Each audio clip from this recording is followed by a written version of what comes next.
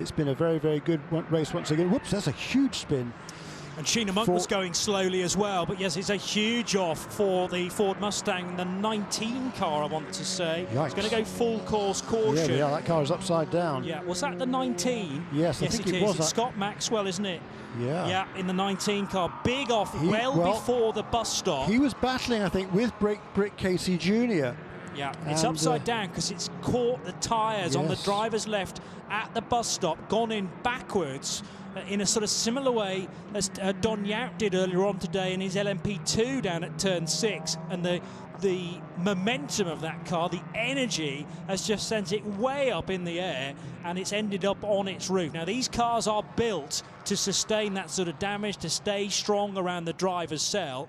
And Scott Maxwell, obviously we're going to send the recovery crews down to that scene as quickly as possible. It might be that Scott just cannot get out because there's tyres right next to the door there, and the safety crews, recovery crews, rescue crews will be able to get to him. But the danger is that the roof line of that car is dug into the grass, and they might not easily be able to open the door. No, they can. That is good news. At least now they can get in and start the extraction. Hopefully Scott is talking to the marshals, and they're not going to rush this recovery because it's very dangerous to start to flip a car with the driver still inside. So this is going to take a little while. 13 minutes left on the clock. Full course caution we did mention, but that's kind of, you know, it makes perfect sense to do that. It was a no-brainer to go full course caution. The danger is, though, that this is going to run very, very close to the end of the race, Jeremy. And did you talk about number 3 car? Going slowly, yes, Sheena Monk. Okay, fine. She just brought that. It was. Is Sheena at the wheel of the car? It may not be. No, I think it was Corey Lewis at the wheel of the car.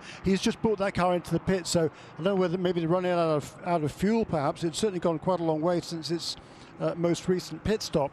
But they're now falling back off the lead lap. The car is now going again. It's back onto pit lane, but it is a lap down to the leaders. So we've got 12 minutes remaining, and well, I don't know. It's going to see how long we're going to take to clear up this mess. There will not be the usual sequence of pit stops during this caution period because we're within half an hour of the finish of the race.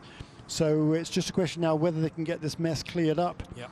And the track in a safe position. Make sure Scott Maxwell is okay. Of course, that's our primary focus right now. Scott's massively experienced, and it's hard to.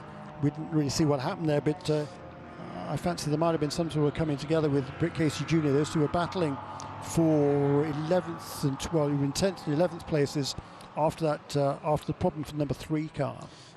My concentration at the time of that incident was actually on the slow McLaren, the Corey Lewis car. Now, that's unrelated. Scott Maxwell hits the brakes and it just goes, doesn't it? Right. And no, sideswipes the Aston. Yeah, I think he obviously didn't see the Aston there alongside him by the looks of it, unless there was a problem on the Mustang that caused it to turn sharp left. And the number 8 car going across the grass there was completely unrelated, it looked like. Yes. Tech, Audi. Let's have another look at that incident once again. And no, I think you might be right, you know. I think he's just edged towards the inside line to think about a move and not knowing that the Aston's there. It's very tough to know where where cars are down the back straight, particularly if it's in a blind spot where a lot of these cars have. I know, hearing from the team, courtesy of Shea Adam, that Scott is out of the car and heading to the ambulance, walking to the ambulance. So the initial signs are good, and there was a round of applause down at the team as well. Yeah, Scott Maxwell is out. He's having a good old stretch. He's no doubt heavily winded because he's hit partial concrete, partial tyre wall there. And